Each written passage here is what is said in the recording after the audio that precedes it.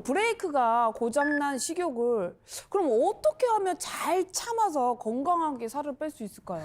우리가 배가 고픈 게 위장에서 배고픈 게 아니고요. 꼬르륵 해도 결국은 뇌에서 지경을 내려서 우리가 식욕이 생기는 거거든요. 네. 아, 여기에서 먼저 배고파 해가지고 내려오는 거예요. 맞습니다. 오, 진짜요? 그래서 식욕의 두 가지 회로를 여러분이 이제 이해를 하셔야 되는데 네. 이렇게 시상하부가 이제 관여되는 부분이 있는데 이거는 끼니가 되면 배가 꼬르륵하면서 배고픈 것이 위장이 비어져서 뇌에 신호를 보냅니다. 그러면 식욕 촉진 호르몬이 분비되는데요. 이게 바로 뇌의 시상하부에서 관여하는 진짜 식욕. 진짜 식욕. 우리가 세 끼 전부 다 먹잖아요. 전 네. 세계적으로. 그때 분비되는 것이 바로 이 진짜 식욕이고요. 근데 문제가 되는 거는 우리가 진짜 식욕이 아니라 가짜 식욕. 가짜 이것을 이제 우리가 쾌락적 식욕이라고 부르는데 식후 얼마 되지 않았는데도 시도 때도 없이 배가 고프고 돌아서서 배고픈 분들 있죠. 내가 그래. 중독의 회로에서 식욕 촉진 호르몬이 분비되는 것인데 측핵이라는 곳이 관여를 합니다. 측핵은 중독에 관여되는 회로예요, 뇌에서. 그래서 우리가 이것을 식욕이 아닌 식탐. 여러분 식욕과 식탐의 차이를 이제 아시겠죠? 예. 그래서 뇌의 측핵에서 관여를 하는 것이 바로 음식 중독 현상을 일으키는 거죠. 아니, 선생님 그런데요. 이게 저녁을 엄청 맛있게 먹었어요. 든든하게요. 네.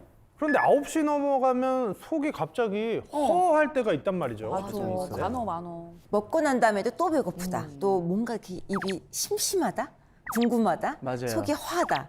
이런 말을 달고 사시는 분들이 있어요. 시도 때도 없이 배고프다. 이런 분들은 사실 가짜 식욕이 있는 것이 아닌가 이렇게 돌아봐야 되는데요. 예를 들어서 뭐 술을 많이 먹는다든지 몸이 너무 피곤하다든지 과로에 시달리면 뇌에서는 쾌락 물질을 요구해요.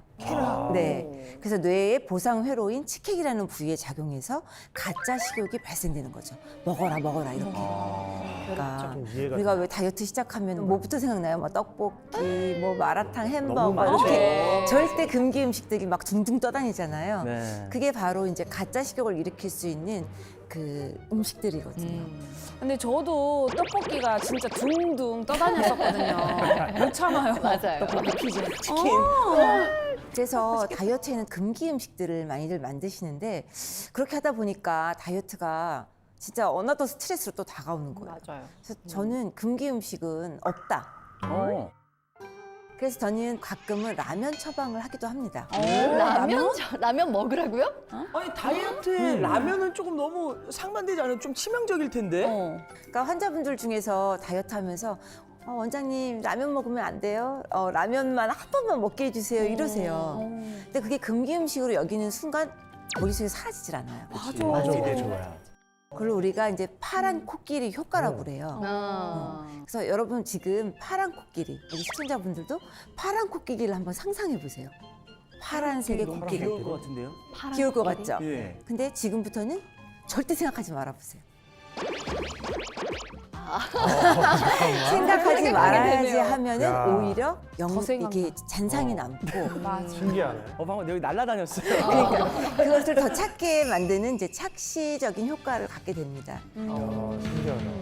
그러면은 라면을 차라리 먹는 게 낫다는 거죠? 라면을 드시고 싶으신 것 같은데 너무 먹고 계속 아니, 근데 얘기하니까. 라면 먹으면 살은 언제 빼 도대체? 그래서 저는 일주일에 한 번은 나한테 라면을 처방하는 허용하는 어떤 치팅 데이를 하면 조금 더 자유롭게 다이어트를 할 수 있지 않을까. 그래, 마인드가 아예 다르시네. 그죠? 근데 라면을 얘기한다면은 이제 2번 끓인다든지 기름을 좀 빼고 또 스프를 적게 넣는다든지 하면 얼마든지 또 대용식이 될 수 있고 그 후룩 하면서 먹는 그걸로 스트레스가 풀리는 거거든요. 그래, 스트레스 안 받는 게 낫지.